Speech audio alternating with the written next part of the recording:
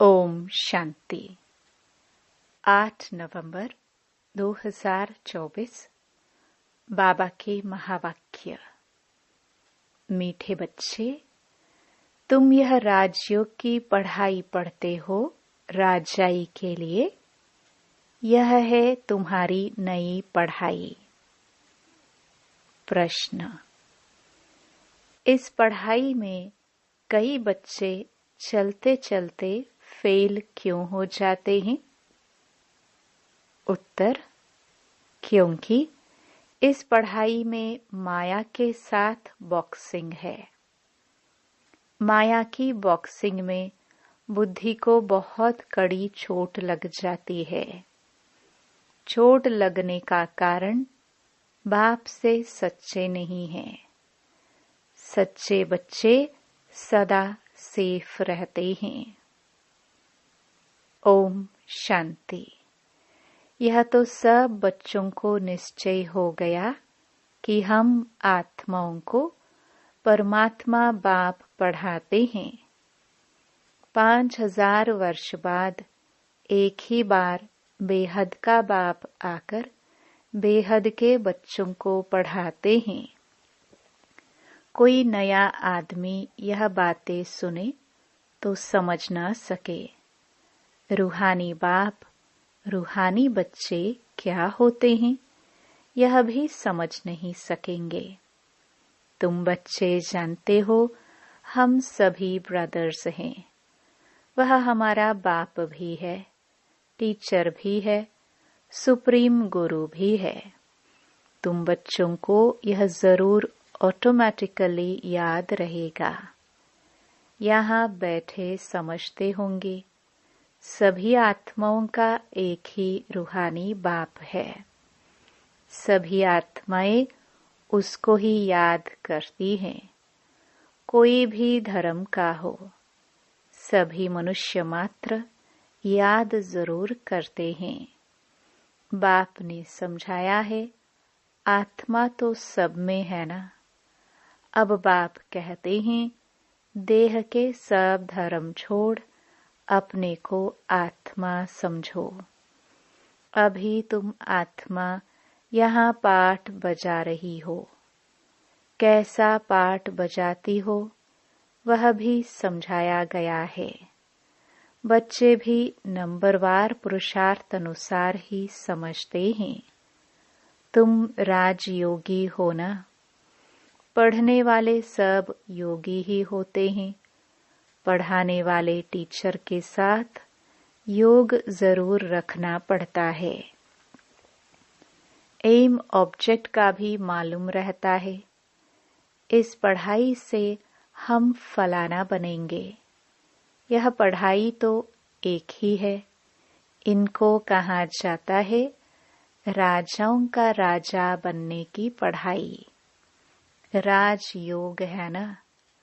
राजाई प्राप्त करने के लिए बाप से योग। और कोई मनुष्य यह राजयोग कभी सिखला न सके। तुमको कोई मनुष्य नहीं सिखलाते हैं। परमात्मा तुम आत्माओं को सिखलाते हैं। तुम फिर औरों को सिखलाते हो। तुम भी अपने को आत्मा समझो। हम आत्माओं को बाप सिखलाते हैं। यह याद न रहने से जौहर नहीं भरता है। इसलिए बहुतों की बुद्धि में नहीं बैठता है। तो बाप हमेशा कहते हैं योग युक्त हो, याद की यात्रा में रहकर समझाओ। हम भाई भाई को सिखलाते हैं। तुम भी आत्मा हो, वह सबका बाप टीचर गुरु है। आत्मा को देखना है। भल गायन है सेकंड में जीवन मुक्ति, परंतु इसमें मेहनत बहुत है। आत्म अभिमानी न बनने से तुम्हारे वचनों में ताकत नहीं रहती है। क्योंकि जिस प्रकार बाप समझाते हैं उस रीति कोई समझाते नहीं है। कोई कोई तो बहुत अच्छा समझाते हैं। कौन कांटा है और कौन फूल है मालूम तो सब पड़ता है। स्कूल में बच्चे 5-6 दर्जा पढ़कर फिर ट्रांसफर होते हैं। अच्छे अच्छे बच्चे जब ट्रांसफर होते हैं तो दूसरे क्लास के टीचर को भी झट मालूम पड़ता है।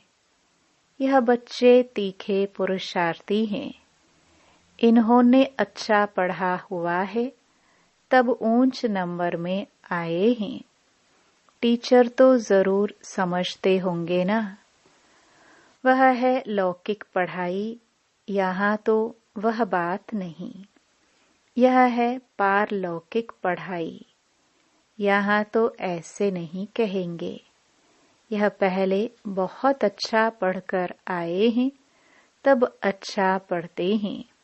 नहीं, उस इम्तिहान में तो ट्रांसफर होते हैं तो टीचर समझेंगे इसने पढ़ाई में मेहनत की है तब आगे नंबर लिया है।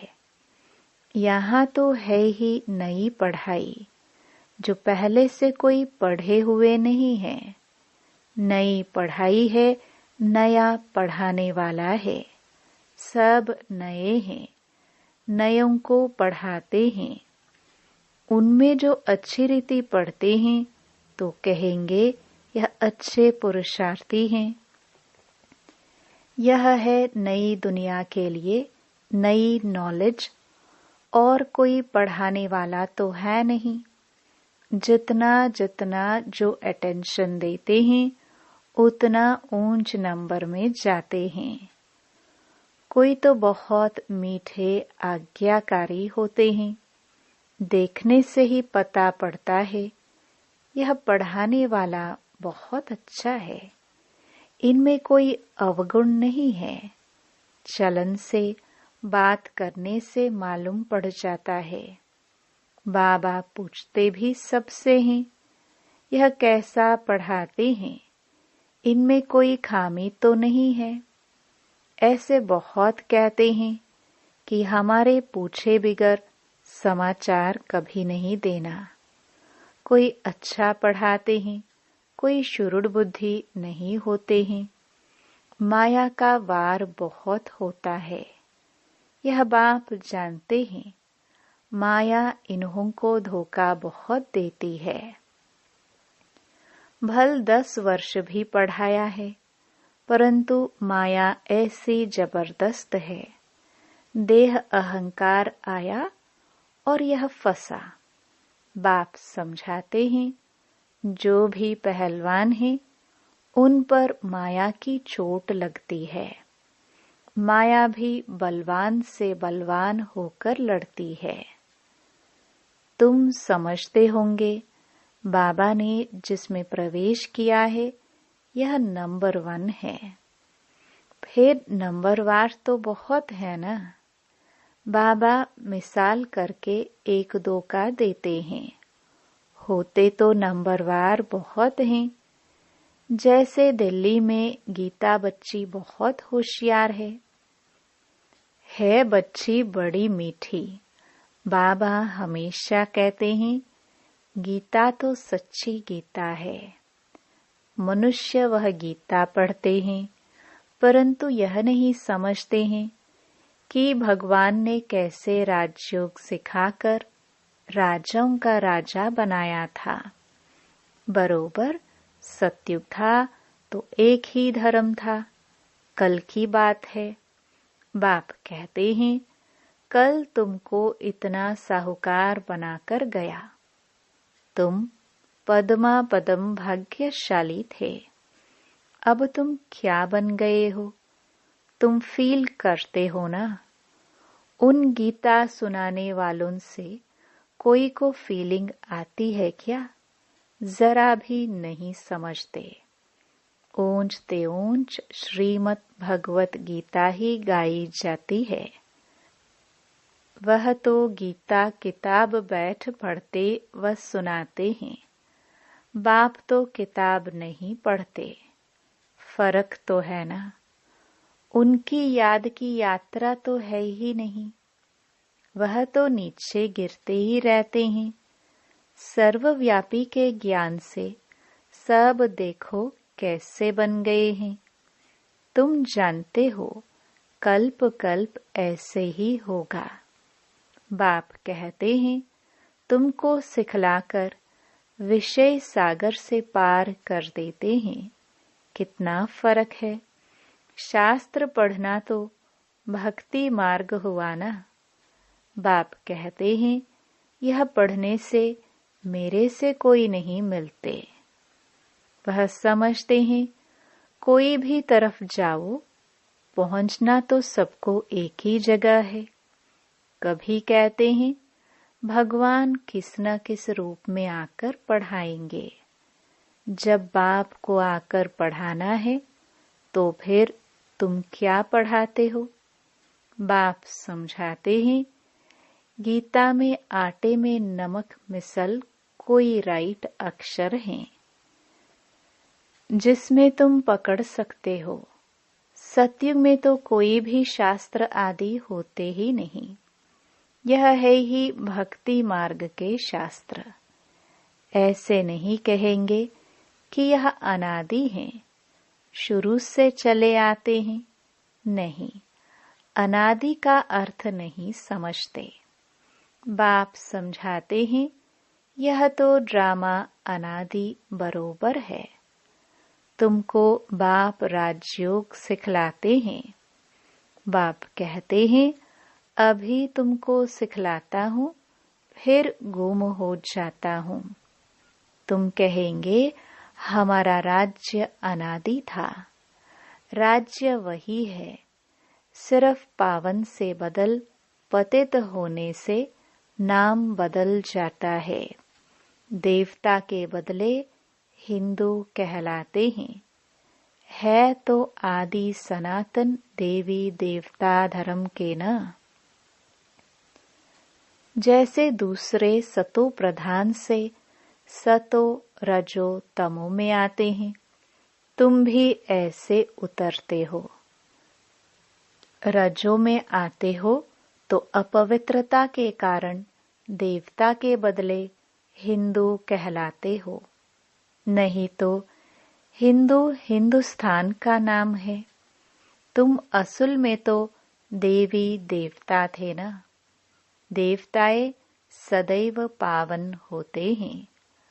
अभी तो मनुष्य पतित बन गए हैं तो नाम भी हिंदू रख दिया है। पूछो हिंदू धर्म कब किसने रचा तो बता नहीं सकेंगे। आदि सनातन देवी देवता धर्म था जिसको पैराडाइज आदि बहुत अच्छे अच्छे नाम देते हैं। जो पास्ट हुआ है वह फिर रिपीट होना है। इस समय तुम शुरू से लेकर अंत तक सब जानते हो। जानते जाएंगे तो जीते रहेंगे। कई तो मर भी जाते हैं।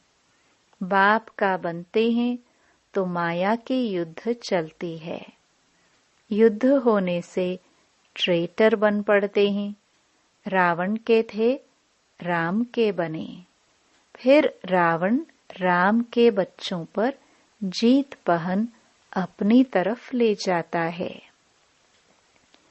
कोई बीमार हो पड़ते हैं, फिर न वहां के रहते न यहाँ के रहते, न खुशी है न रंज, बीच में पड़े रहते हैं। तुम्हारे पास भी बहुत हैं जो बीच में हैं।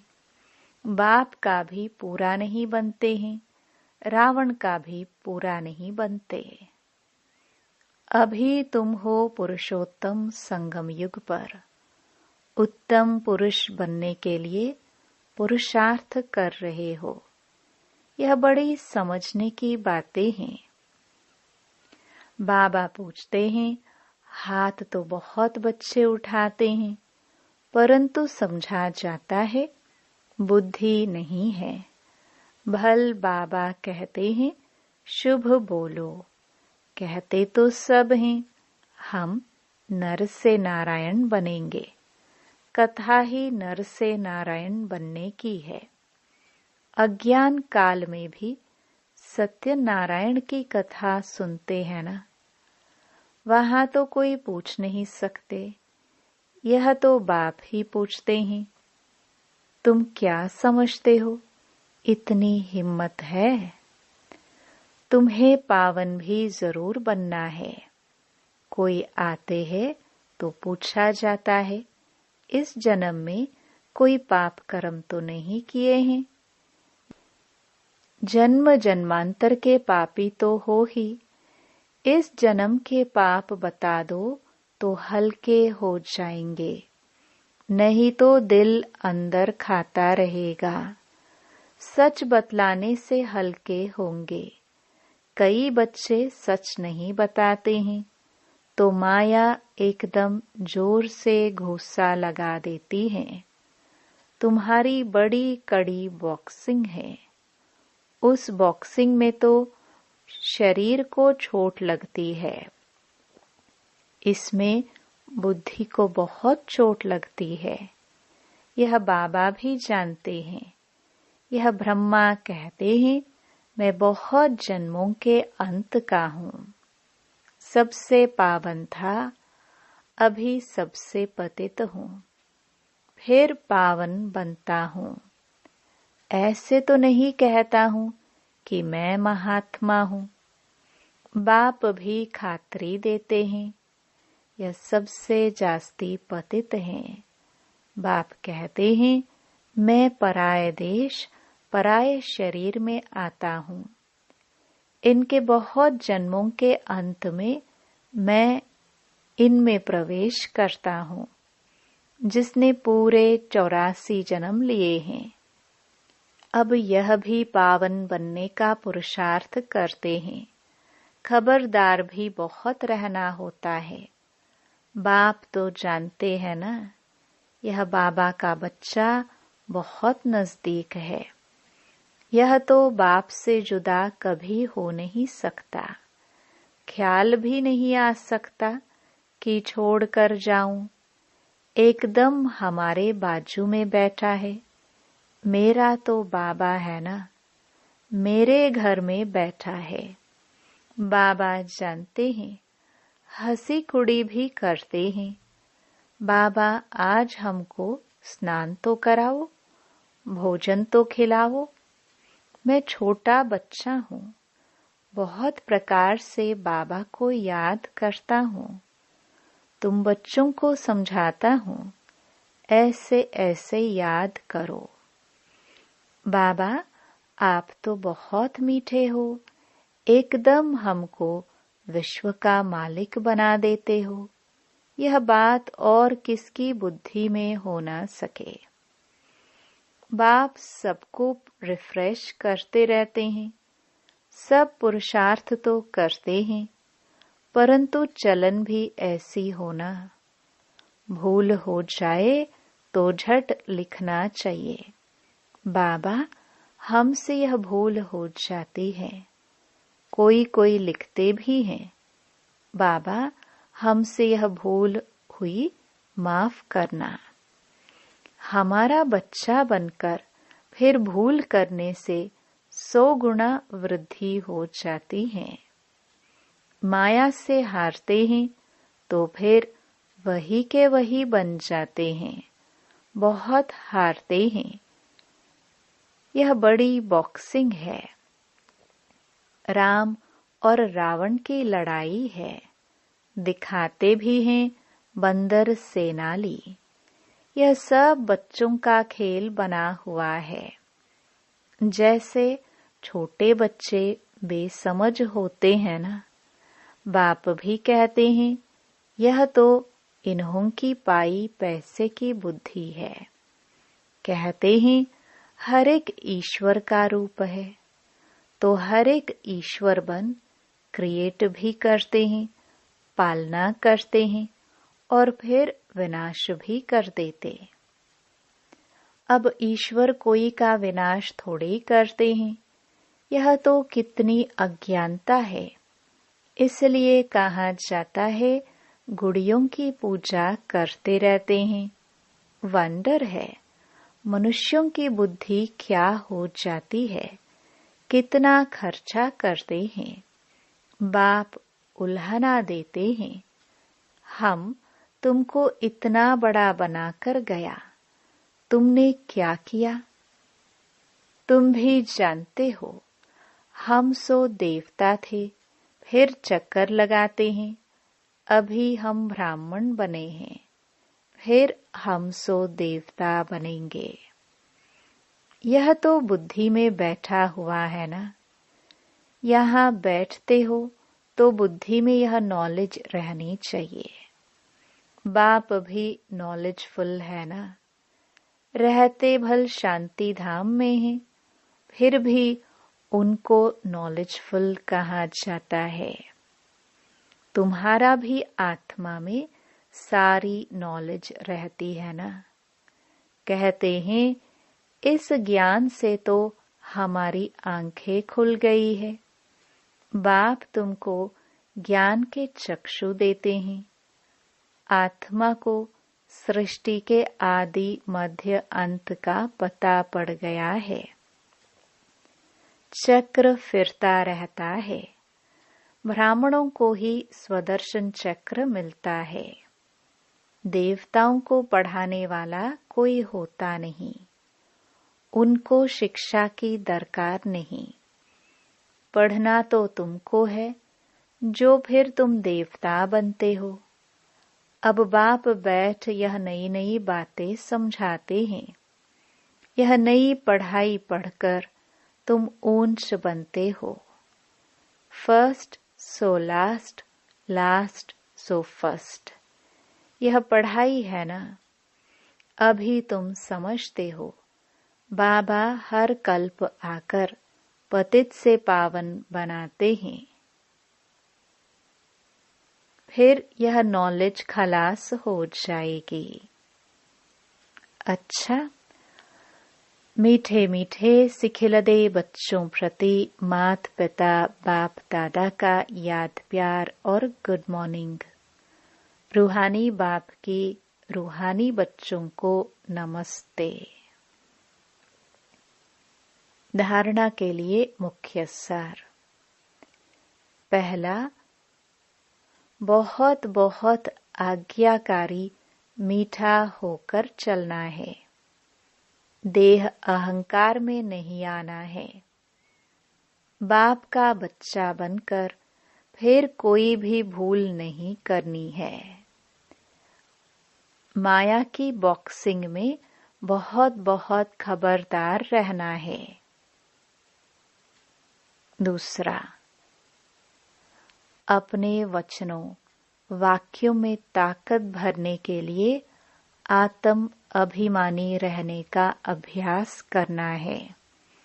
स्मृति रहे, बाप का सिखलाया हुआ हम सुना रहे हैं तो उसमें जौहर भरेगा। वरदान, अविनाशी नशे में रह रूहानी मजे और मौज का अनुभव करने वाले ब्राह्मण सो फरिश्ता भव। आप ब्राह्मण सो फरिश्ते देवताओं से भी ऊंचे हो। देवताई जीवन में बाप का ज्ञान इमर्ज नहीं होगा। परमात्म मिलन का अनुभव भी नहीं होगा। इसलिए अभी सदा यह नशा रहे कि हम देवताओं से भी ऊंच ब्राह्मण सो फरिश्ता हैं। यह अविनाशी नशा ही रूहानी मजे और मौज का अनुभव कराने वाला है।